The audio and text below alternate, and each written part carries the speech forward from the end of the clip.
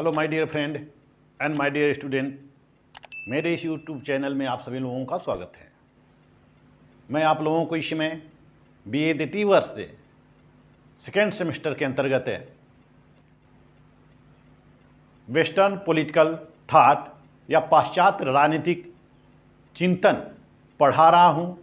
पाश्चात्य राजनीतिक चिंतन के इस कड़ी में मैं यूनिट सेकेंड पढ़ा रहा हूं और यूनिट सेकेंड के अंतर्गत मैंने आप सभी लोगों को पिछले वीडियो में संत थॉमस एक्विनास बताया था। इस वीडियो में मैं आप लोगों को संत ऑगस्टाइन के बारे में अवगत कराऊंगा। संत ऑगस्टाइन कौन थे, उनके राजनीतिक विचार क्या थे। तो आइए चलते हैं संत ऑगस्टाइन की तरफ। जैसा कि संत ऑगस्टाइन का जन्म 354 ईस्वी में उत्तरी अफ्रीका में हुआ था। जन्म इनका कब होता है? जन्म 354 ईस्वी में उत्तरी अफ्रीका के टेगस्टे नामक शहर में हुआ था। टेगस्टे शहर में हुआ था इनका जन्म 354 ईस्वी में। और इनके पिता का नाम जो था पेट्रिशियस था। पिता पेट्रिशियस थे। माता का नाम जो था, इनके माता का नाम मोनिका। इनकी माता ईसाई थी, और यह पेट्रिशियस जो था वह एक रोमन था। दोनों का धर्म अलग अलग था। पेट्रिशियस का धर्म अलग था, मोनिका का धर्म अलग था। तो पेट्रिशियस और मोनिका से संत ऑगस्टाइन पैदा हुए थे, यानी कि संत ऑगस्टाइन पेट्रिशियस और मोनिका की संतान थी। संत ऑगस्टाइन की जो प्राथमिक शिक्षा होती है, प्राथमिक शिक्षा उनकी घर पर ही होती है। प्राथमिक शिक्षा जो होती है उनकी घर पर ही होती है। 12 वर्षों तक उन्होंने घर पर ही अध्ययन किया। इनके माता पिता ने 12 वर्षों तक ऑगस्टाइन की शिक्षा घर पर ही संचालित किया, घर पर ही दी। 12 वर्षों के पश्चात इनको मदौरा नगर में व्याकरण स्कूल में एंट्री कर दिया गया। 12 वर्षों के बाद इनका मदौरा नगर अफ्रीका के मदौरा नगर में व्याकरण स्कूल में इनका एडमिशन करा दिया गया। और व्याकरण स्कूल में ये भर्ती हो जाते हैं। व्याकरण स्कूल में अध्ययन करने के पश्चात यह कार्थेज विश्वविद्यालय से उच्च शिक्षा प्राप्त किए थे। कार्थेज विश्वविद्यालय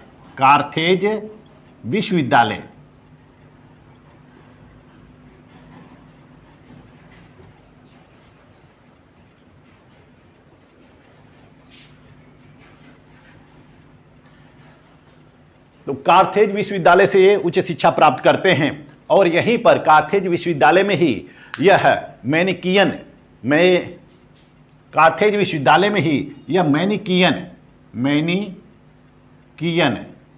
संप्रदाय के सदस्य हो जाते हैं। मैनिकियन संप्रदाय के सदस्य हो जाते हैं। और 9 वर्षों तक ऑगस्टाइन वहीं रहते हैं। 9 वर्षों तक ऑगस्टाइन वहीं रहते हैं। फिर वह 9 वर्ष के पश्चात फिर वह इटली में चले जाते हैं। इटली के शहर मिलान में चले जाते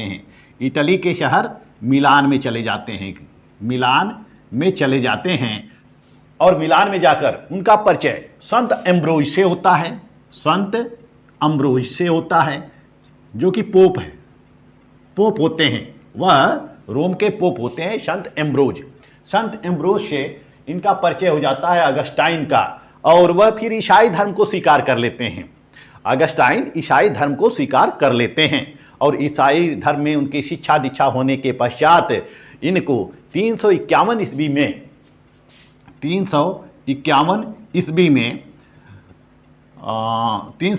ईस्वी में उत्तरी अफ्रीका के हिप्पो नगर का पादरी नियुक्त कर दिया जाता है। उत्तरी अफ्रीका के हिप्पो नगर का पादरी नियुक्त कर दिया जाता है। और वही वह पादरी के रूप में अपना जीवन व्यतीत करने लगते हैं। तो संत ऑगस्टाइन जब होते हैं, उनके समय में ईसाई धर्म जो था वह गहरे संकट में चल रहा था।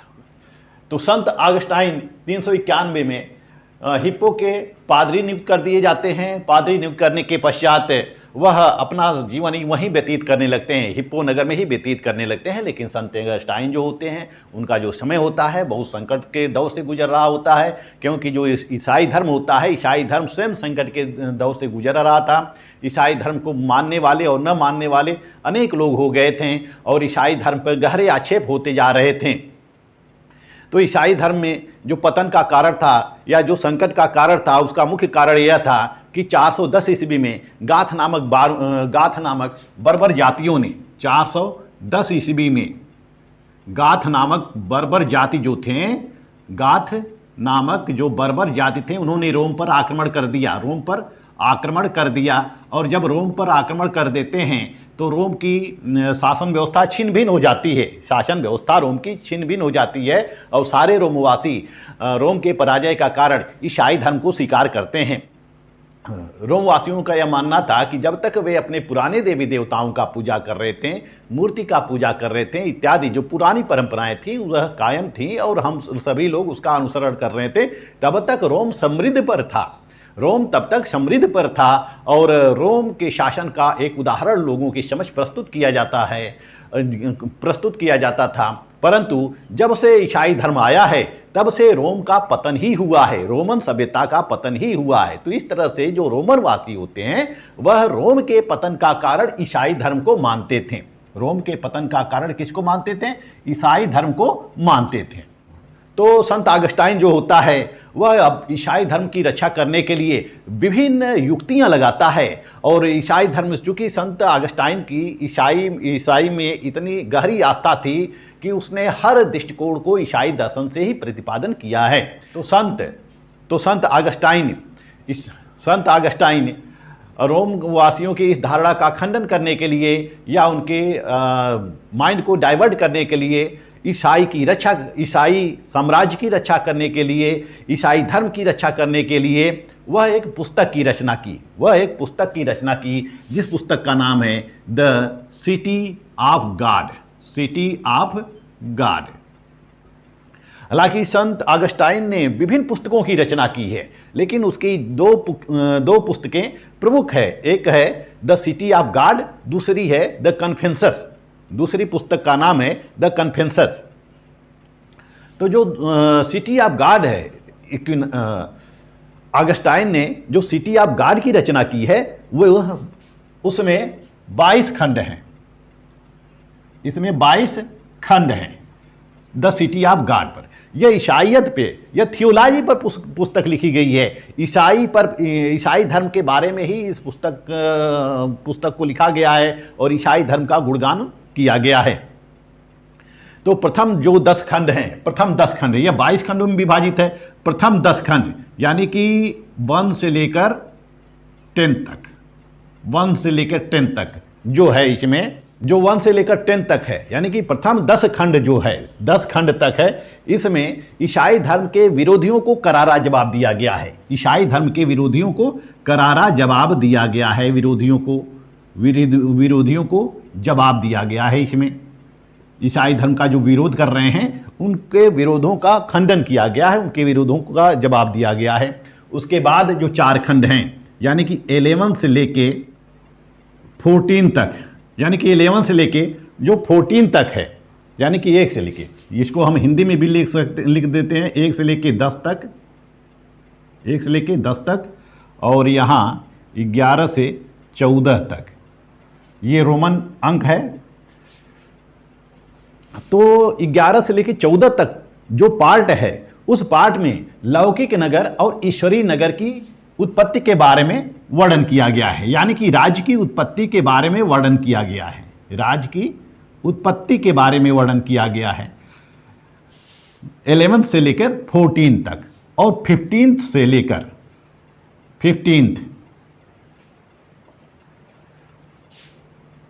18 तक,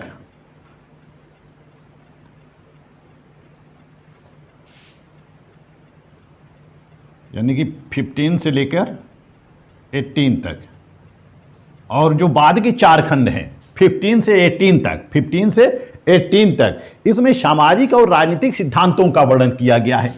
सामाजिक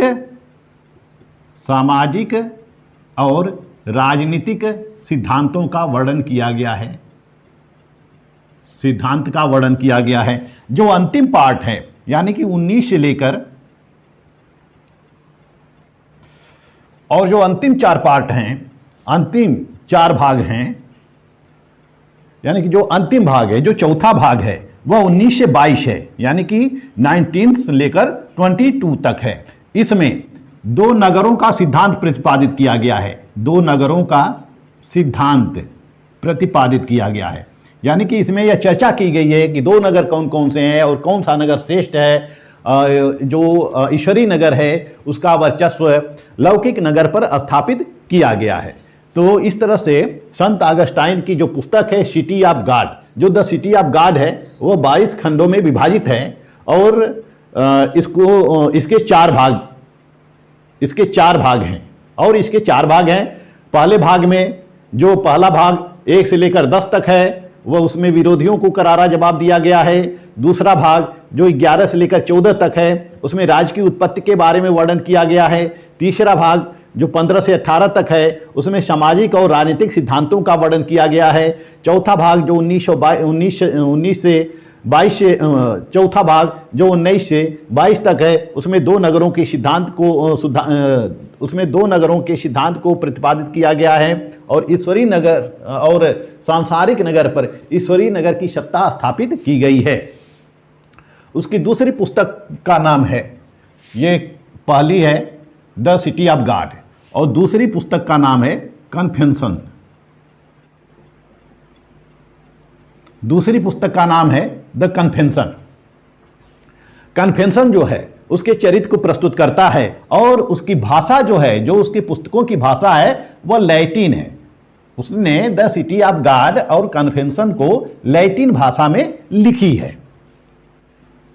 तो संत ऑगस्टाइन ने रोम के पतन के उत्तरदायित्व से ईसाई धर्म को मुक्त किया। यानी कि संत ऑगस्टाइन ने अपने विभिन्न तर्कों के द्वारा ईसाई धर्म की सत्ता स्थापित करके उसने रोम के पतन का जो उत्तरदायित्व ईसाइयों पर था या ईसाई धर्म पर था उससे मुक्त कर दिया। यानी कि रोम पूरा छुटकारा ईसाई धर्म को दे दिया कि ईसाई धर्म रोम के पतन का जिम्मेदार नहीं है, बल्कि उसने कहा कि रोम के पतन का जिम्मेदार रोमवासी खुद हैं, जो मूर्ति पूजक हैं और इसके लिए स्वयं उत्तरदायी हैं। इसने यह तर्क दिया कि ईसाई धर्म ने रोम के पतन को सीमित किया है, यानी कि ईसाई धर्म ने रोम को बचाया है, नहीं तो रोम समाप्त हो जाता, रोम का और अधिक पतन हो जाता, क्योंकि रोमवासी ईसाई धर्म से विमुख हो गए थे। लेकिन ईसाई धर्म ने रोम की रक्षा की, ईसाई धर्म ने रोम की रक्षा की। उसने कहा कि जो कुछ भी घटित होता है उसमें उसने कहा कि जो कुछ भी घटित होता है उसमें मनुष्यों का कोई योगदान नहीं होता है, सब ईश्वर की इच्छा का परिणाम होता है। यानी कि जो भी घटनाएं इस जगत में घटित होती हैं वह सब ईश्वर की इच्छा का परिणाम होती हैं और यह किसी न किसी प्रकार के मनुष्य के हित में होती है। यानी कि ईश्वर जो भी हमारे सामने घटनाएं घटित होती हैं उससे मनुष्यों का किसी न किसी प्रकार से प्रत्यक्ष या अप्रत्यक्ष संबंध रहता है। हर घटनाओं का प्रभाव मनुष्यों के ऊपर पड़ता है और उस घटनाओं से किसी न किसी प्रकार का मनुष्य का लाभ ही होता है। ईश्वर जो होता है वह मनुष्य के साथ बुरा नहीं करता है, वह मनुष्य का सदैव हित करता है। तो कोई भी किसी भी घटनाओं को नकारात्मक दृष्टिकोण से नहीं देखा जाना चाहिए। हर घटना के पीछे कुछ न कुछ कारण होते हैं। उसने यह कहा कि रोम के विध्वंस होने के पीछे, यानी कि रोम के पतन के पीछे ईश्वर की यही इच्छा थी कि लौकिक नगर के स्थान पर एक ईश्वरीय नगर की स्थापना की जाए। इसीलिए रोम का पतन हुआ है, क्योंकि रोम में भौतिकता हो गई थी और संत ऑगस्टाइन ये कहता है कि भौतिकता को समाप्त कर ईश्वरीय नगर राज्य की स्थापना किया जाए। सभी लोग धर्म के अनुसार आचरण करें, ईसाई धर्म का अनुसरण करें और ईसाईयत के अनुसार ही अपने जीवन को, अपने व्यवहारों को नियंत्रित करें। तो इस तरह से संत ऑगस्टाइन ने ईसाई धर्म की सर्वोच्चता स्थापित की, श्रेष्ठता स्थापित की और संत ऑगस्टाइन ने 2 नगरों का सिद्धांत प्रतिपादित किया है। यह 2 नगरों का सिद्धांत क्या है? 2 नगरों का सिद्धांत, यह 2 नगरों का जो सिद्धांत है सिटी ऑफ गॉड में दिया गया है। ऑगस्टाइन कहता है कि ईश्वर ने 2 नगर बनाए हैं, एक है ईश्वरीय नगर, ईश्वरीय नगर, दूसरा है लौकिक नगर, लौकिक नगर या भौतिक नगर या सांसारिक नगर या इसको आध्यात्मिक नगर, आध्यात्मिक नगर, और यह लौकिक या भौतिक नगर या सांसारिक नगर। यानी कि एक द सिटी ऑफ अर्थ है, यह जो है द सिटी ऑफ अर्थ है, सिटी ऑफ अर्थ। और जो पहला है यह है the city of haven, the city of haven या द सिटी ऑफ गॉड है, द सिटी ऑफ गॉड है। यानी कि ईश्वर ने दो नगरों की स्थापना की है, दो नगरों की स्थापना की है, एक ईश्वरीय नगर की और दूसरा भौतिक नगर की या लौकिक नगर की। एक द सिटी ऑफ गॉड और the city of earth, the city of God और द सिटी ऑफ अर्थ। तो जो सिटी ऑफ अर्थ है, जो सिटी ऑफ अर्थ है, यह क्या है? क्षणिक है, यह नश्वर है, अस्थाई है, यह अस्थाई है, क्षणिक है, नश्वर है, अस्थाई है और भंगुर है। जबकि जो ईश्वरीय नगर है यह सनातन है, अस्थाई है, शाश्वत है। ईश्वरीय नगर का कभी नाश नहीं होता, लेकिन जो सांसारिक नगर है उसका नाश होता है। तो जो सांसारिक नगर है वह एक शरीर है और जो ईश्वरीय नगर है वह आत्मा है। यानी कि यह क्या है? सांसारिक नगर यह शरीर है और यह ईश्वरीय नगर जो है यह आत्मा है, यह आत्मा है। क्योंकि आत्मा कभी मरती नहीं, शरीर मरती है। तो द सिटी ऑफ अर्थ की मृत्यु हो जाती है, उसका नाश हो जाता है, लेकिन द सिटी ऑफ गॉड है यानी कि जो आत्मा है उसका नाश नहीं होता है। शरीर और आत्मा का यानी कि ईश्वरीय नगर और यानी कि ईश्वरीय नगर और सांसारिक नगर में शरीर और आत्मा का संबंध है। जो सांसारिक नगर होता है यानी कि जो अर्थ ऑफ सिटी है, द अर्थ ऑफ सिटी है, उसमें मनुष्य की सभी प्रकार की वासनाएं पूरी होती हैं, मनुष्य सभी प्रकार की आवश्यकताएं पूरी करता है, सभी प्रकार के सांसारिक सुखों का आनंद लेता है। वह पद प्राप्त की इच्छा रखता है और अपने अधिकार की इच्छा रखता है, यानी पद की इच्छा रखता है, अधिकार की इच्छा रखता है। समस्त जितनी भी वासनाएं होती, जितनी भी सुख सुविधा होती है, सारे सुख सुविधाओं की पूर्ति करता है। तो जो सांसारिक नगर होता है वह शैतान से प्रभावित होता है, वह शैतान का राज्य होता है, शैतान का साम्राज्य होता है, उसका शासक शैतान होता है। क्योंकि मनुष्य सभी प्रकार की इच्छाओं की पूर्ति करते हैं, अपनी भौतिक आवश्यकताओं की पूर्ति करते हैं। लेकिन जो ईश्वरीय नगर होता है वह आध्यात्मिक होता है और नैतिक होता है। यानी कि ईश्वरीय नगर आध्यात्मिक है, नैतिक है और यह सभी लोगों का आध्यात्मिक उत्थान करता है, नैतिक उत्थान करता है, यह आत्मा का विकास करता है, लोगों को मोक्ष प्राप्त के मार्ग को बताता है, मोक्ष प्राप्त के मार्ग को बताता है। यह जो ईश्वरीय नगर होता है यह ईश्वर से प्रशासित होता है। यह किससे प्रशासित होता है? ईश्वर से प्रशासित होता है और यही नगर जो होता है वह श्रेष्ठ होता है। तो संत ऑगस्टाइन कहते हैं कि ईश्वरीय नगर की सदस्यता वही प्राप्त कर सकता है जिसे ईश्वर की कृपा प्राप्त हो। यानी कि ईश्वरीय नगर का सदस्य कौन होता है? जिसे ईश्वर की कृपा प्राप्त होती है, ग्रेस प्राप्त होता है, कृपा। जिसे ईश्वर की कृपा प्राप्त होती है वही इसका सदस्य हो सकता है। ईश्वरीय नगर का या द सिटी ऑफ गॉड का सदस्य हो सकता है। ऑगस्टाइन कहता है कि लेकिन ईश्वर की अनुकंपा प्राप्त करने के लिए हमें चर्च का सदस्य होना पड़ेगा। ईश्वर की अनुकंपा प्राप्त करने के लिए हमें या ईश्वर का आशीर्वाद प्राप्त करने के लिए हमें चर्च का सदस्य होना पड़ेगा। जब तक हम चर्च का सदस्य नहीं होंगे तब तक हमें ईश्वर की अनुकंपा प्राप्त नहीं होगी। तो ईश्वर की अनुकंपा या ईश्वर का आशीर्वाद प्राप्त करने के लिए हमें चर्च की शरण में जाना आवश्यक होता है। तो संत ऑगस्टाइन ने ईश्वरीय राज के दो तत्व बताए हैं। ईश्वरीय राज के दो तत्व हैं, ईश्वरीय राज के दो तत्व।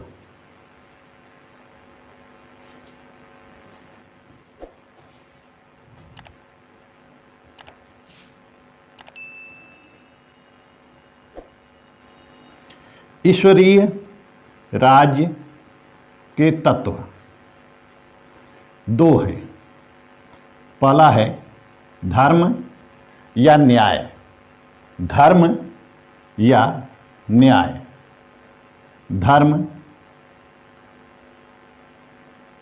या न्याय और दूसरा है शांति। संत ऑगस्टाइन ने ईश्वरीय राज के दो तत्व बताए हैं। पहला है धर्म और न्याय, दूसरा है शांति। पहला क्या है? धर्म और न्याय, दूसरा है शांति। यानी कि यह धर्म जो है न्याय का पर्यायवाची है। जो ईश्वरीय राज है वह बिल्कुल धर्म के अनुसार प्रशासित होता है, वह न्यायिक रहता है। राज्य जो है वह न्यायपूर्ण रहता है। वह न्याय, उसमें सारे व्यक्ति न्यायपूर्वक जीवन व्यतीत करते हैं। सब लोग धर्म का पालन करते हैं, सब लोग धार्मिक होते हैं। वहीं उसमें शांति की स्थापना होती है। और जो शांति की स्थापना होती है वह दो प्रकार की शांति होती है। वह एक सांसारिक शांति होती है, एक आध्यात्मिक शांति होती है।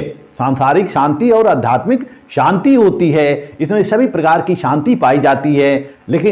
लेकिन वह कहता है कि शांति का नाम युद्ध या अभाव की स्थिति नहीं है। युद्ध या अभाव की स्थिति नहीं है, बल्कि व्यक्तियों के बीच सद्भावनापूर्ण एवं सामंजस्यपूर्ण का भाव विद्यमान रहता है। व्यक्तियों के बीच सामंजस्यपूर्ण और सद्भावनापूर्ण भाव विद्यमान रहता है। सभी व्यक्ति प्रेम से रहते हैं, सभी व्यक्ति प्रेम से रहते हैं,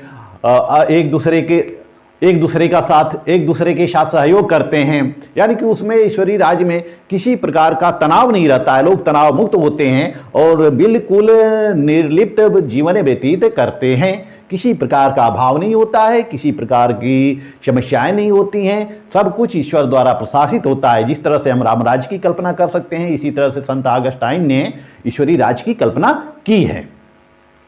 तो ये ईश्वरीय राज्य के दो तत्व होते हैं और ईसाई धर्म में या ईसाई राज्य में ये दो तत्व विद्यमान रहते हैं। दोनों तत्वों के अनुसार ईसाई साम्राज्य प्रशासित होता रहता है।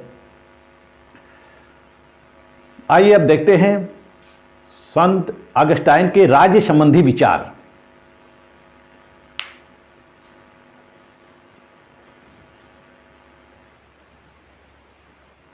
संत ऑगस्टाइन की धारणा प्लेटो और अरस्तु से भिन्न है। प्लेटो और अरस्तु से भिन्न है राज्य के संबंध में। जैसा कि प्लेटो राज्य को एक नैतिक इकाई मानता है, नैतिक संस्था मानता है, इसी तरह से अरस्तु भी राज्य को एक प्राकृतिक संस्था या नैतिक संस्था मानते हैं। अरस्तु और प्लेटो ने जो राज्य के बारे में विचार व्यक्त किए हैं, बिल्कुल ऑगस्टाइन के विचार उससे भिन्न है। जैसा कि अरस्तु ने विकास का परिणाम बताया है, राज्य को विकास का परिणाम बताया है कि राज्य का धीरे धीरे विकास हुआ है, क्योंकि अरस्तु कहता है कि स्त्री और पुरुष के संयोग से परिवार की उत्पत्ति होती है, परिवार से कुटुंब की उत्पत्ति होती है, कुटुंब से गांव की उत्पत्ति होती है और कई गांव बनने से राज्य की उत्पत्ति होती है। राज्य की उत्पत्ति होती है। तो जो राज्य है वह एक प्राकृतिक संस्था है, एक नैतिक संस्था है। यह मनुष्य की आवश्यकताओं की मनुष्य अपनी आवश्यकताओं को पूरी करने के लिए राज्य का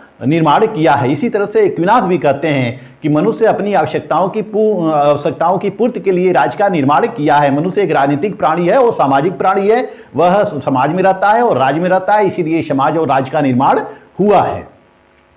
लेकिन संत ऑगस्टाइन मनुष्यों को यह मानते हैं कि जो राज्य की उत्पत्ति हुई है यह पाप के कारण हुई है। मनुष्यों के पाप के कारण हुई है, पाप के कारण हुई है।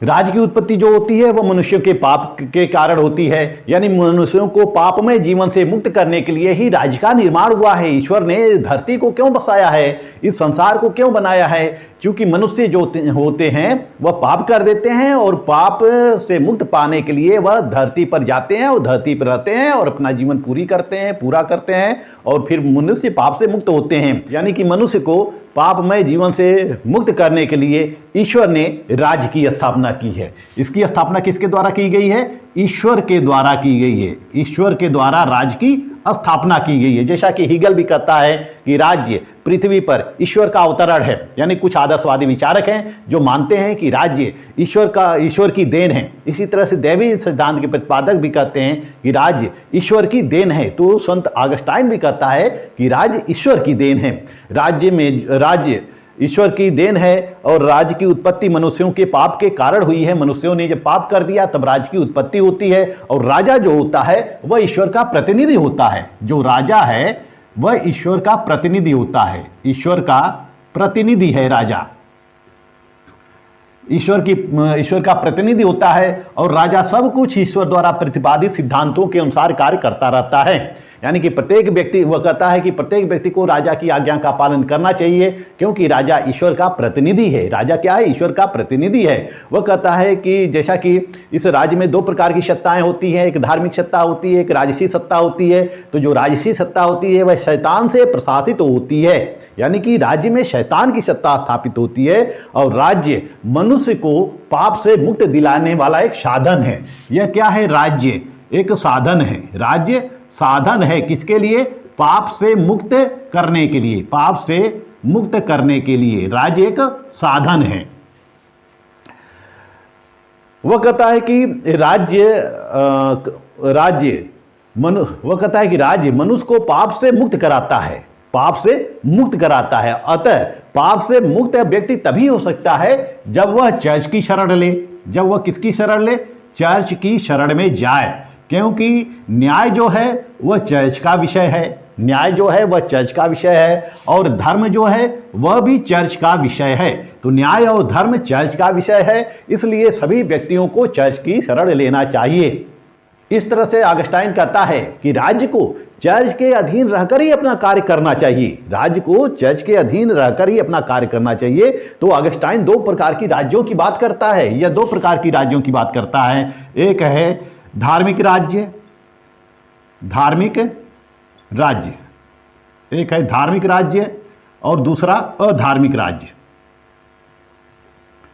अधार्मिक राज्य, वह कहता है जो धार्मिक राज्य होता है वह ईसाई धर्म वाला होता है। यानी कि धार्मिक राज्य जो होता है वह ईसाई धर्म को मानने वाला होता है। यहाँ पर न्याय और धर्म आधारित होता है। इस धार्मिक राज्य पर न्याय और धर्म आधारित होता है। इसमें सब कुछ न्याय और धर्म के अनुसार प्रशासित होता है। सभी व्यक्ति न्याय और धर्म के अनुसार रहते हैं। और जो अधार्मिक राज्य होता है उसमें इन सब का अभाव होता है, न्याय और धर्म का अभाव होता है। वह लोगों के अधिकारों का हनन करने वाला होता है, अधिकारों का हनन करता है, स्वतंत्रता का हनन करता है, इच्छाओं का दमन करता है। वह निरंकुश शासन पर आधारित होता है, यानी कि दूसरे के अधिकारों को अपहरण करने वाला वह राज्य होता है। तो इस तरह से हम देखते हैं कि ऑगस्टाइन ने दो प्रकार की राज्यों की बात कही है, एक धार्मिक राज्य की, एक अधार्मिक राज्य की। तो धार्मिक राज्य जो होता है वह चर्च के द्वारा प्रशासित होता है। अधार्मिक राज्य जो होता है वह चर्च को नहीं मानता है, धर्म को नहीं मानता है। ऑगस्टाइन कहता है कि न्याय और धर्म केवल ईसाई राज्य में ही उपलब्ध हो सकता है, और इसलिए न्याय और धर्म राज्य का नहीं बल्कि चर्च का गुण है। न्याय और धर्म राज्य का नहीं बल्कि किसका गुण है? यह चर्च का गुण है। यह गुण किसका है? चर्च का है। इसीलिए चर्च जो है यही श्रेष्ठ है, यही सर्वोच्च है, यही श्रेष्ठ है और यही सर्वोच्च है, चर्च। तो इस तरह से ऑगस्टाइन अपने राज्य के सिद्धांत में चर्च की सर्वोच्चता का सिद्धांत प्रतिपादित करता है। वह कहता है कि राजा को चर्च के अधीन रहना चाहिए। चर्च के अधीन रहकर ही वह चर्च से दिशा निर्देशन प्राप्त करे और धर्म का आचरण करे, अपने राज्य का संचालन धर्म के अनुसार करे, और हर कार्यों में वह चर्च का परामर्श लेता रहे। तो इस तरह से यह राज्य के ऊपर चर्च की सत्ता स्थापित कर देता है, यानी कि यह ईसाई राज्य की स्थापना करता है। आइए देखते हैं दासता संबंधी विचार। दासता पर विचार।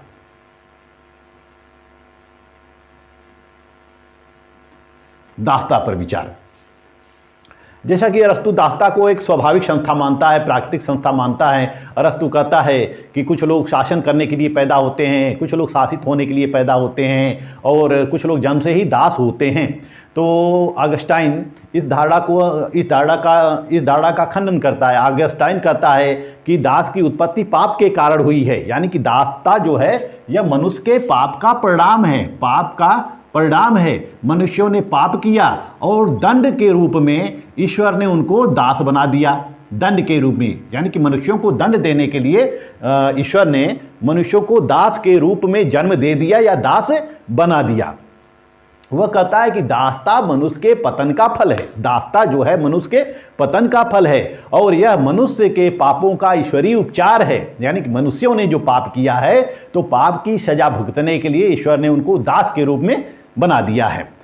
अतः दास को पूर्ण ईमानदारी से रहना चाहिए। यानी कि वह कहता है, ऑगस्टाइन कहता है कि दास को पूर्ण ईमानदारी के साथ अपनी स्वामी की सेवा करनी चाहिए। वह तभी दासता से मुक्त हो सकता है। यानी दासता से मुक्त कब हो सकता है? जब वह स्वामी की सेवा करे ईमानदारी पूर्वक स्वामी की सेवा करे, तभी वह दासता से मुक्त हो सकता है। तो यह जो दासता है वह मनुष्य के पाप का परिणाम है। संपत्ति पर विचार। अरस्तु ने भी संपत्ति पर अपने विचार अभिव्यक्त किए हैं, प्लेटो ने भी संपत्ति पर अपने विचार अभिव्यक्त किए हैं, लेकिन प्लेटो और अरस्तु के संपत्ति संबंधी विचारों में काफ़ी असमानताएं देखने को मिलती हैं।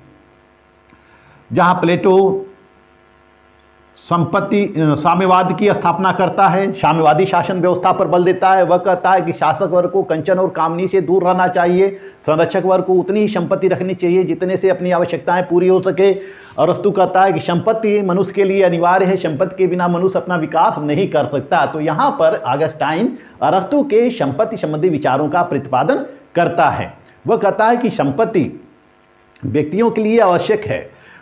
ऑगस्टाइन ने संपत्ति के अधिकार का समर्थन किया है। उसने कहा है कि संपत्ति व्यक्तियों के लिए आवश्यक है। संपत्ति के अभाव में व्यक्ति अपना लौकिक और आध्यात्मिक विकास नहीं कर सकता। यानी कि विकास नहीं कर सकता है, किसी प्रकार का विकास नहीं कर सकता है। किसी प्रकार का विकास वह संपत्ति के अभाव में कर ही नहीं सकता है।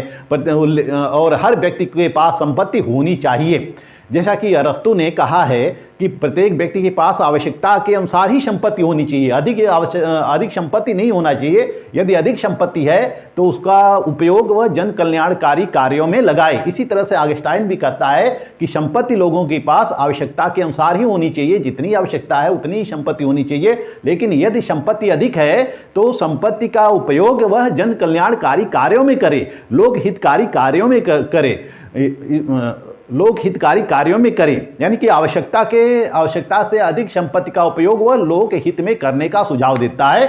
वह कहता है कि प्रत्येक व्यक्ति को उतनी ही संपत्ति रखनी चाहिए जितने से कि उसकी आवश्यकताएं पूरी हो। तो इस तरह से वह संपत्ति के संचय पर बल नहीं देता है, संपत्ति के संचय का निषेध करता है, संपत्ति का संचय का निषेध करता है। वह कहता है कि व्यक्तियों को संपत्ति का संचय नहीं करना चाहिए, बल्कि संपत्ति को आवश्यकता अनुसार उपभोग करना चाहिए।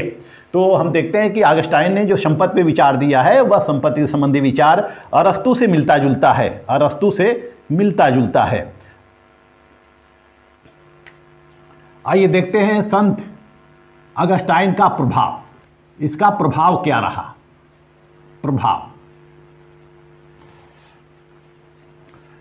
संत ऑगस्टाइन ने ईसाई समाज के लिए या ईसाई धर्म के लिए ऐसी भूमिका तैयार की जिसका उपयोग करके यह ईसाई धर्म एक विश्वव्यापी राज्य बन सका। ईसाई धर्म का उपयोग करके यह विश्वव्यापी राज्य बन सका।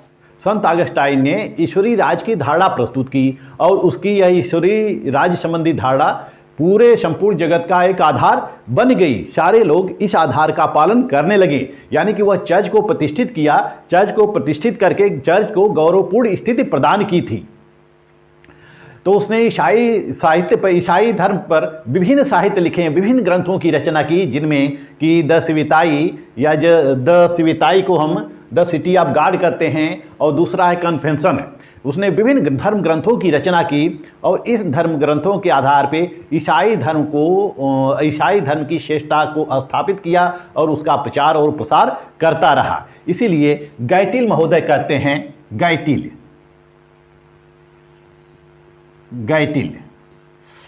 गाइटिल कहते हैं कि उसने प्लेटो के आदर्श राज्य के दर्शन को, गाइटिल कहते हैं कि उसने प्लेटो के आदर्श राज्य के दर्शन को, सिसरो के विश्व राज्य के विचार को, आदर्श राज्य प्लेटो के आदर्श राज्य के दर्शन को और सिसरो के विश्व राज्य के विचार को और ईसाइयत के धर्म प्रेरित राज्य के सिद्धांत को समन्वित कर अपना ईश्वरीय राज्य का सिद्धांत प्रस्तुत किया।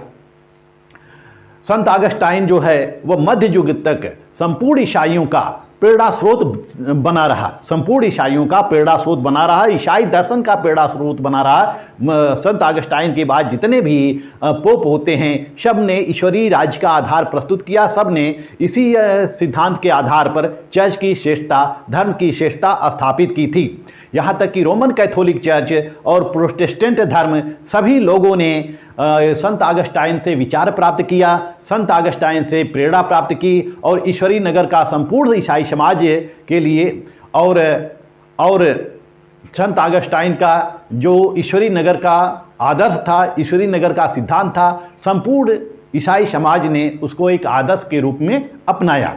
जैसा कि लॉर्ड ब्राइस कहते हैं, लॉर्ड ब्राइस, जैसा कि लॉर्ड ब्राइस कहते हैं कि पवित्र रोमन साम्राज्य का निर्माण ईश्वरीय नगर की नींव पर हुआ था। जैसा कि लॉर्ड ब्राइस कहते हैं कि पवित्र रोमन साम्राज्य का निर्माण ईश्वरीय नगर की नींव पर हुआ था। तो इस तरह से ऑगस्टाइन ने धर्म की सत्ता स्थापित की। जैसा कि मैक्सी भी कहते हैं, मैक्सी का कहना है, मैक्सी का कहना है कि मध्ययुगीन यूरोप की राजनीतिक विचारधारा पर किसी अन्य व्यक्ति ने इतना प्रभाव नहीं डाला जितना चौथी शताब्दी के अफ्रीका के इस विद्वान ने डाला था। मैक्सी कहते हैं कि मध्ययुगीन यूरोप की राजनीतिक विचारधारा पर किसी अन्य व्यक्ति ने इतना प्रभाव नहीं डाला जितना कि उत्तरी अफ्रीका के इस महान व्यक्ति ने डाला था। यानी कि मध्ययुगीन की जितनी भी विचारधारा होती है वह सब इस ऑगस्टाइन से प्रभावित होती है, ऑगस्टाइन से प्रेरित होती है। इसीलिए मध्य युग को हम देखते हैं कि चर्च और राज के बीच संघर्ष का काल कहते हैं, चर्च और राज के संघर्ष का काल कहते हैं, क्योंकि मध्य युग में चर्च अपनी सर्वोच्चता स्थापित करता रहा। फिर वहीं 11वीं शताब्दी के बाद देखते हैं कि धीरे धीरे राज की सत्ता स्थापित होने लगती है। तो इस तरह से इसने एक ईसाई साम्राज्य की अवधारणा प्रस्तुत की, ईश्वरीय राज्य की धारणा प्रस्तुत की और इसका योगदान संपूर्ण ईसाई जगत पर मध्य युग तक छाता रहा या मध्य युग तक प्रभावित करता रहा। इस वीडियो में मैंने आप लोगों को संत ऑगस्टाइन की जीवनी या संक्षिप्त परिचय और उसकी रचनाओं के बारे में, 2 नगरों का सिद्धांत, राज्य संबंधी सिद्धांत और संपत्ति संबंधी सिद्धांत, दासता संबंधी सिद्धांत से अवगत कराया।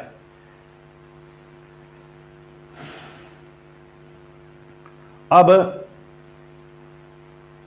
मेरा जो अगला वीडियो बनेगा वह यूनिट 3 पर बनेगा। मेरा वीडियो आप लोगों को अच्छा लगे तो मेरे चैनल को लाइक, सब्सक्राइब और शेयर अवश्य करते रहिएगा। कमेंट बॉक्स में जाकर कमेंट भी करते रहिएगा। मिलते हैं नेक्स्ट वीडियो में, तब तक के लिए धन्यवाद।